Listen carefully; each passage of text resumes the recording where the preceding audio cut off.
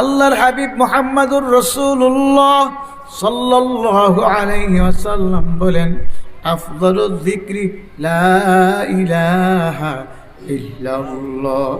অন্য হাদিসে আল্লাহর হাবিব বলেন, আফদালু যিকরু তিলাওয়াতুল কুরআন। উত্তম জিকির হলো কোরআন শরীফ তেলাওয়াত করা।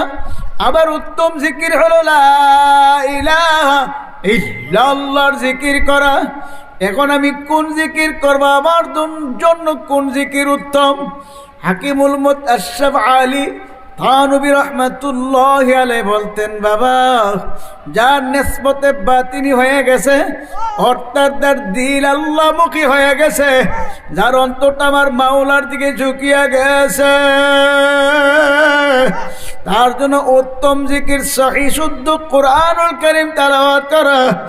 আর যার অন্তর আমার মাওলার দিকে ঝুঁকে নাই, যার দিল এখনো আল্লাহমুখী হয় নাই, নিসবতে বাতিনি হয় নাই, তার জন্য উত্তম হলো নফি ইসবাতের জিকির লা ইলাহা ইল্লাল্লাহ।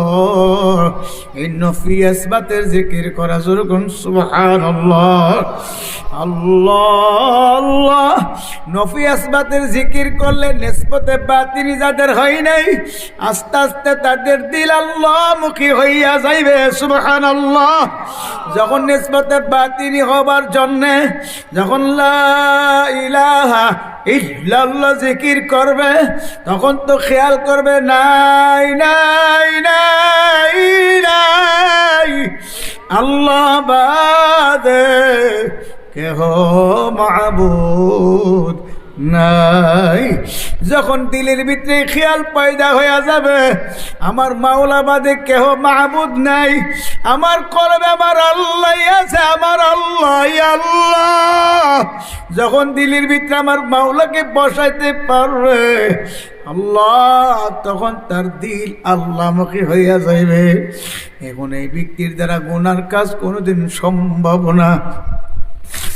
গুনাহ করতে চাইলেও যেন গুনাহ করতে পারবে না। আমার মাওলা তার গুনাহ থেকে ফিরিয়ে দিবে। যেরকম সুবহানাল্লাহ আল্লাহ আল্লাহ।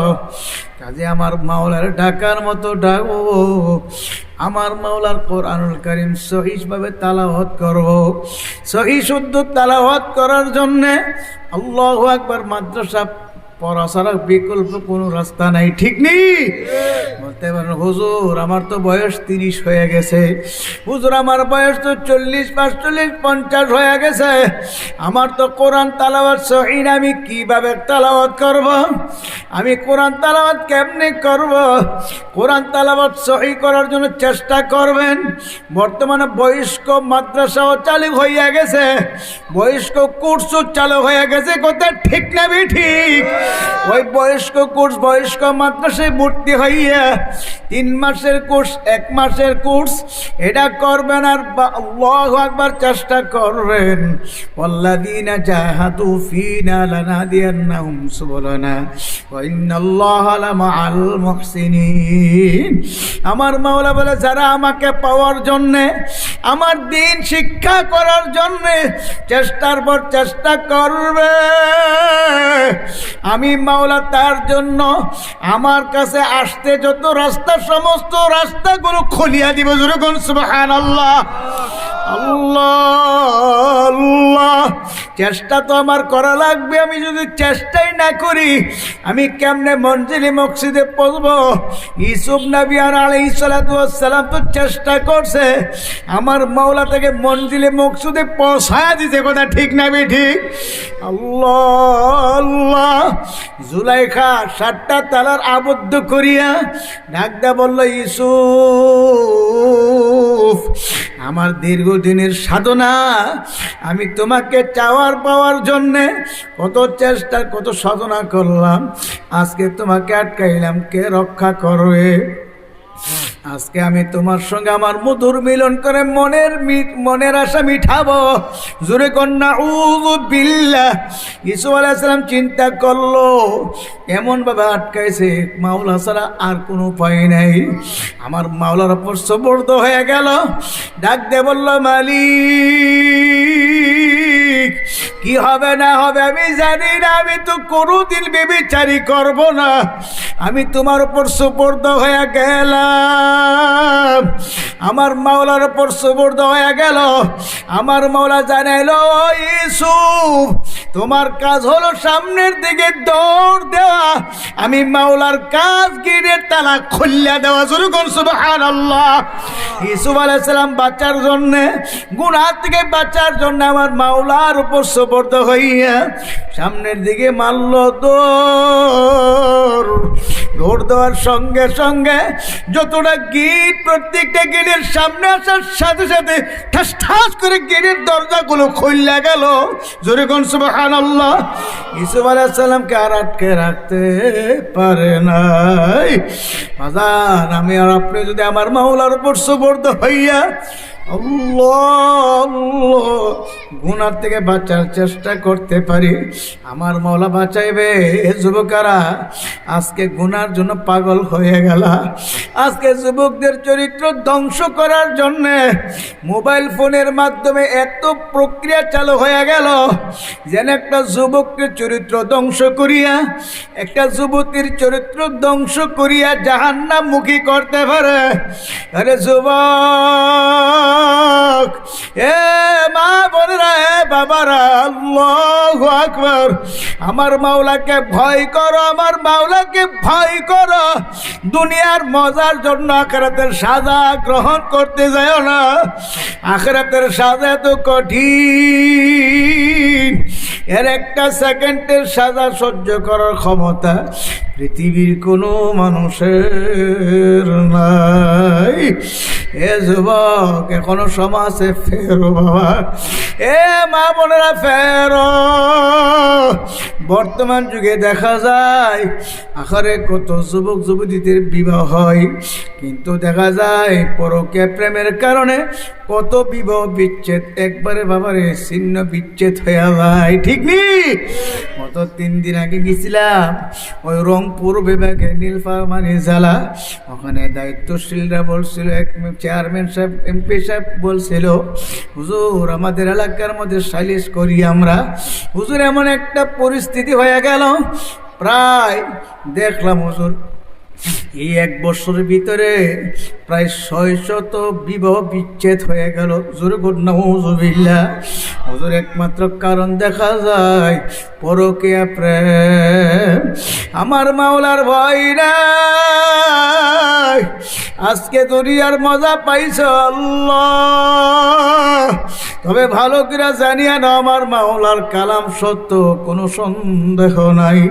যালিকাল কিতাবু লা রাইবা ফিহি, আমার মাওলার কালামের মধ্যে কোনো ভুল নেই, কোনো সন্দেহ নাই। মাওলার সত্য কালামের মধ্যে মাওলা জানাইছে, ইউরাফুল মুজরিমুনা বিসীমাহুম ফায়ুখাযু বিন-নাওয়াসি ওয়াল আকদাম।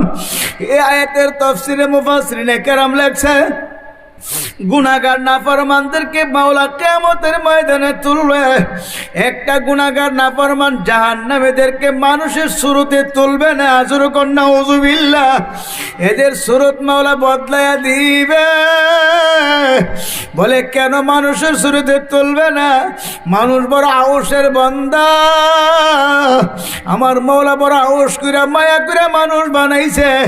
এ মানুষের সুরতে জাহান্নামে দিলে মাওলার মায়া লাগিয়া যাইবে। এই জন্য মাওলা যেন মায়া না লাগে সুরত বদলাইয়া দিবে। যারা হারাম খাইয়া গোশত বানায়া রক্ত গোশত তৈরি করে কবরে যাবে, এদেরকে শুয়োরের চেহারা নিয়ে মাওলা কিয়ামতের ময়দানে তুলবে। নাউযুবিল্লাহ। যারা হিংসা হাসাদ করবে এদের চেহারা কুকুরের চেহারা হয়ে যাইবে। যারা মানুষকে ঠকাবে এরা বানরের চেহারা নিয়ে উঠবে। যারা জিনা করিয়া কিয়ামতের ময়দানে যাবে, জিনাকার মেয়ে লোকের চেহারা পুরুষ লিঙ্গের চেহারা হয়ে যাবে। আল্লাহ, জিনাকার পুরুষের চেহারা স্ত্রী লিঙ্গের চেহারা হয়ে যাইবে। জিনাকার মেয়ে লোকের পেটের ভিতরে জাহান্নামের আগুনের বাচ্চা হইবে। বাচ্চা তো বড় হইবে তো কঠিন ব্যথা শুরু হয়ে যাবে। লা ইয়ামুতু ফিহা ওয়ালা ইয়াহইয়া, আর বাঁচতেও পারবে না, মরাও যাবে না। এমন কঠিন সহ্য করার ক্ষমতা কোনো মানুষের নাই। আল্লাহ, নাফরমান গুনাহগার বেবিচারীদের চিৎকারে, নাফরমানদের চিৎকারে কান ধরে কিয়ামতের ময়দানে থরথর করে কাঁপতে থাকবে।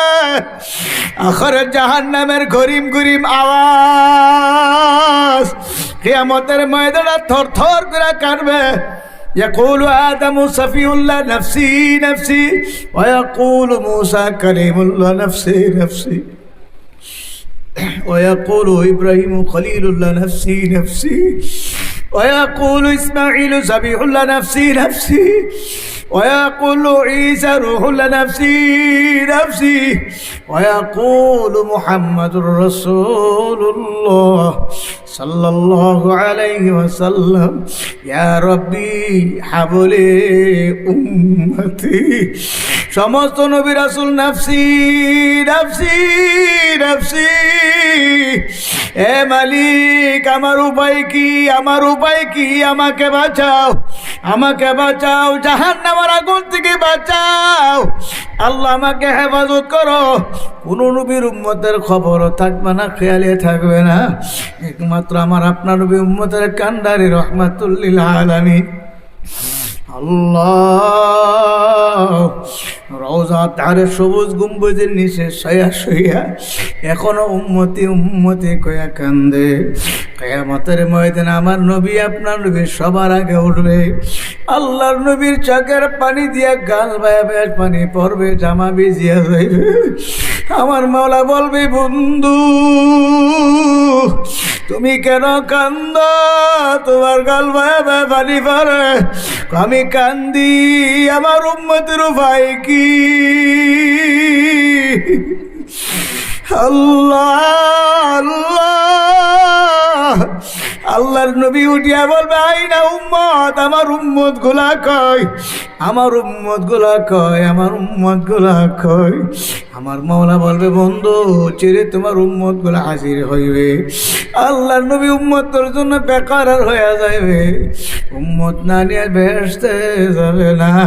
কিন্তু আফসোস, উম্মত আজকে জাহান্নামের দিকে রওনা করছে, জিনার দিকে, নাফরমানির দিকে রওনা করছে, সুদ ঘুষ হারামের দিকে রওনা করছে।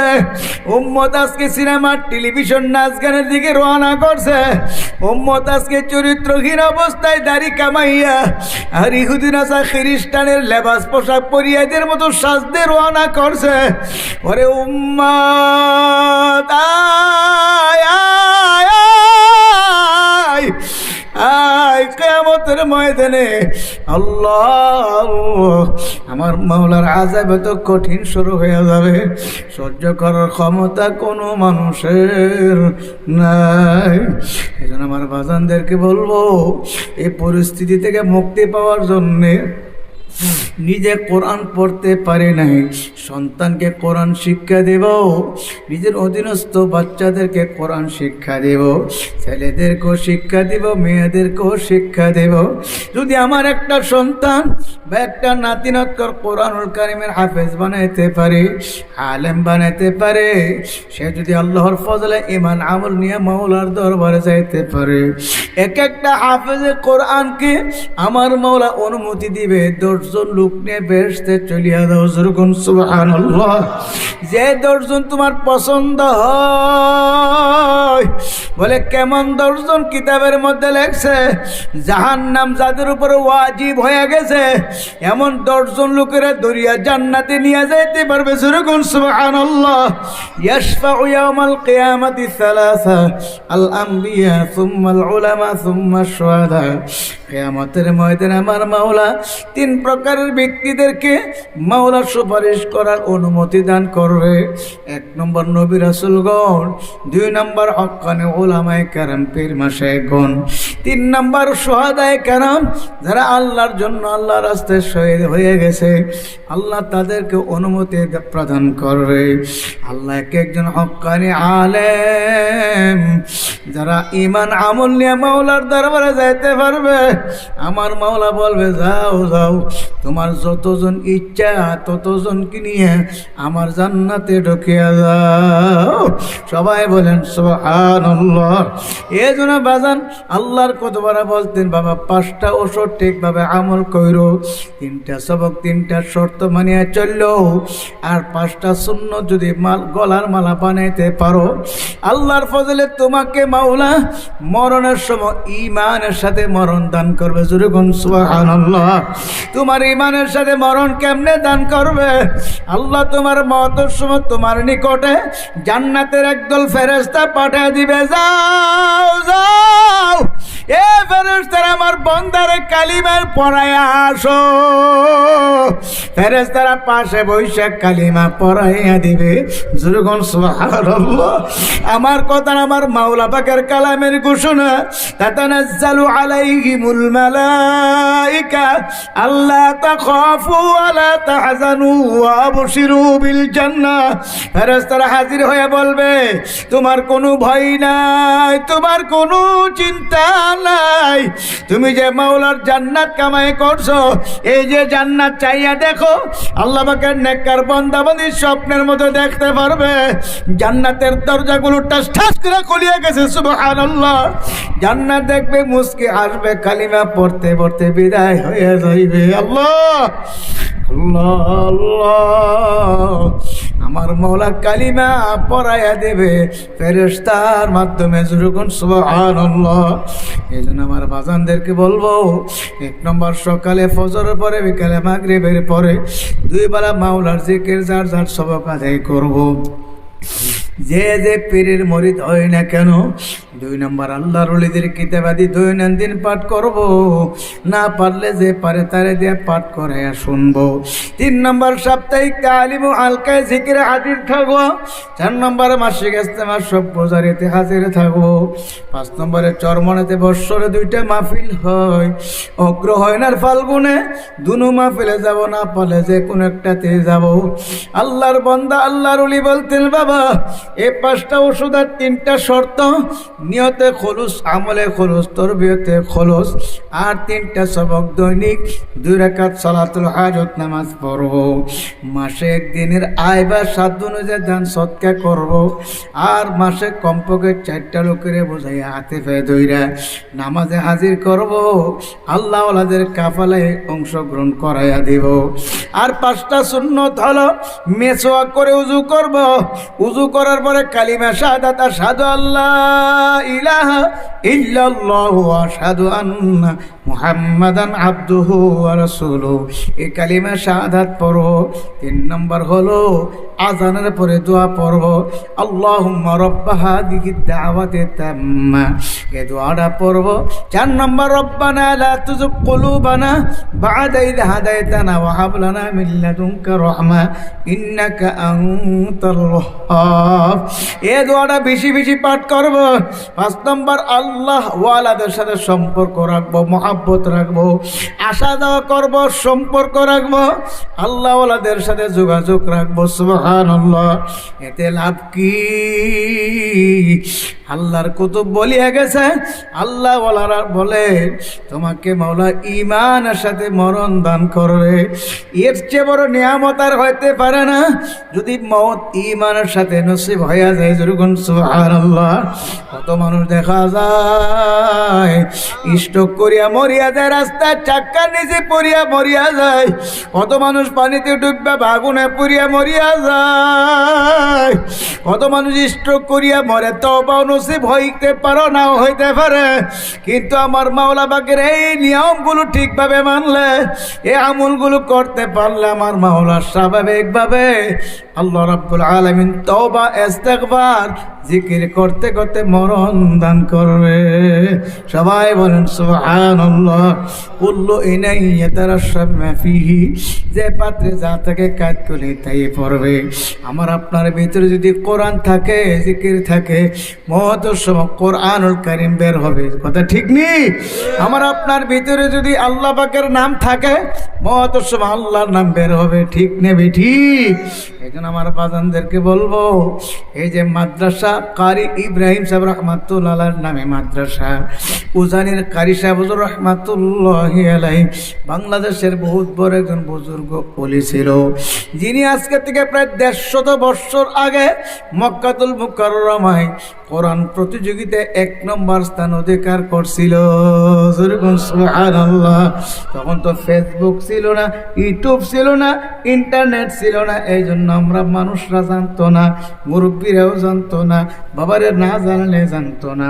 এখন তো ইরাকের মধ্যে, ইরানের মধ্যে, সৌদি আরব, মিশর, জর্দান, যে কোনো আরব ক্রান্তিতে হেফজ প্রতিযোগিতায় কোন দেশের ছাত্ররা ১ নম্বর হয়, এটা মুহূর্তের মধ্যে ফেসবুকে ভাইরাল হয়ে যায়। ঠিক নেই? কারি সাহেব হুজুর জমানায় তো ফেসবুক ছিল না।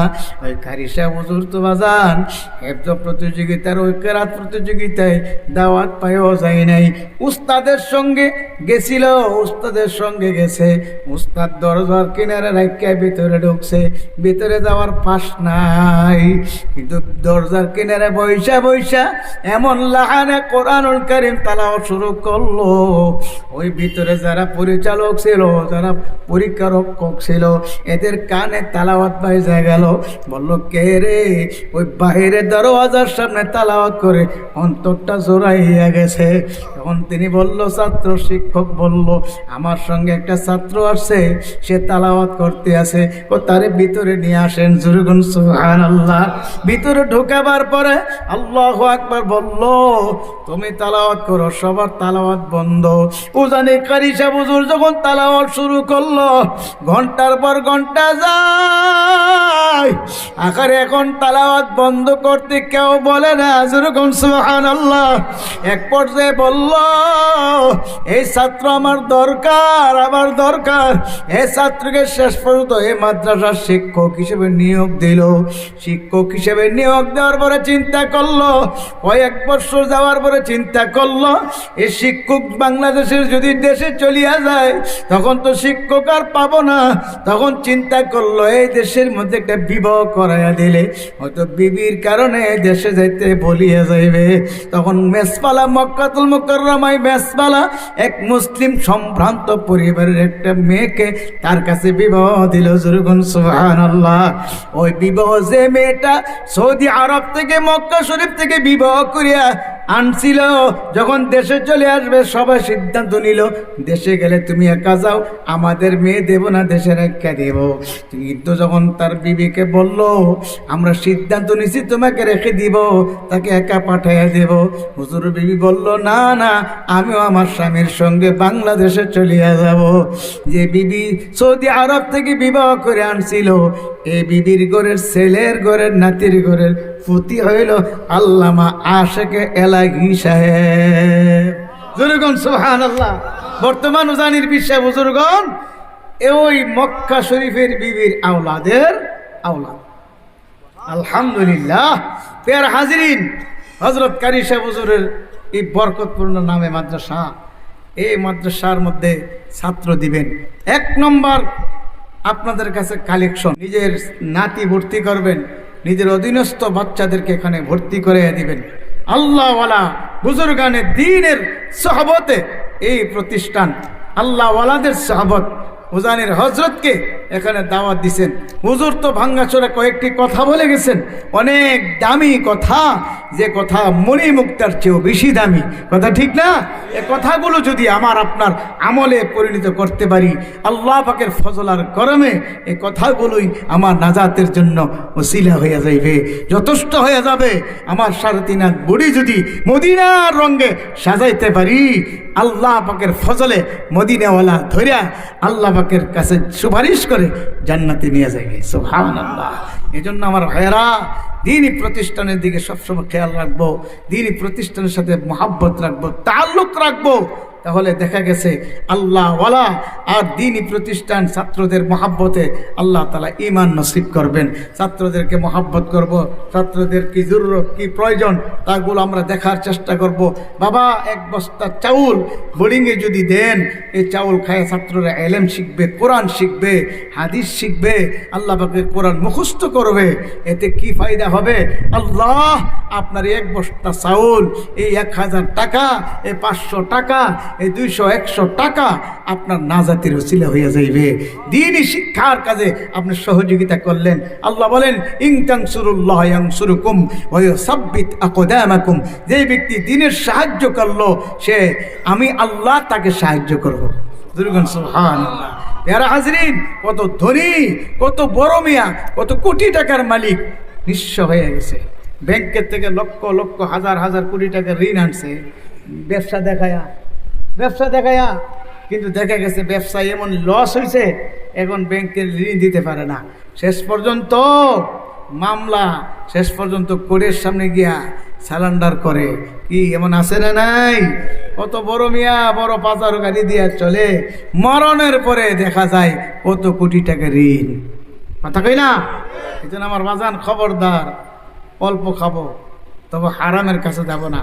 হালাল খাবো, অল্প খাবো, বেমজা খাবো, হালাল খাবো, মজা হারাম খাবো না।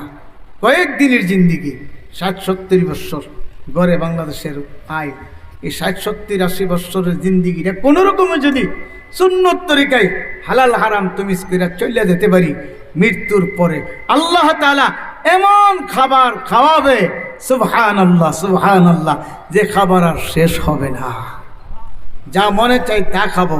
ওয়ালাকুম ফিহা মা তাশতাহি আনফুসুকুম ওয়ালাকুম ফিহা মা তাদউন। মনের ভিতরে যারা কল্পনা হবে এই খাবারটা হাজির হয়ে যাবে। ঠিক না?